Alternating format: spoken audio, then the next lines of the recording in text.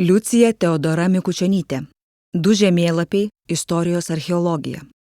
Archeologijos populiarintojas ir vienas iš legendinių Trojos miesto atradėjų Heinrichas Šlimanas, susijęs ir su Klaipėda, turėjo čia prekybinių reikalų.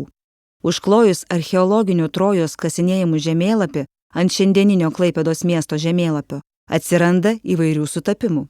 Vienas seniausių statinių, atkastų numanomoje Trojoje, tai miesto vartai, statyti prieš maždaug 5000 metų.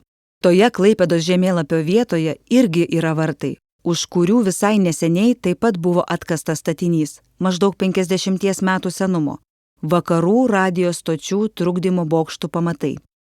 Bokštai buvo pastatyti sovietmečių Klaipėdos senųjų žydų kapinių teritorijoje. Jų pamatai supilti ant žmonių kaulų, betoną maišant su suskaldytais žydų antkapiais. Šį gėdingą archeologinį radinį dabar galime pamatyti čia, prie Klaipėdos žydų kultūros ir religijos centro.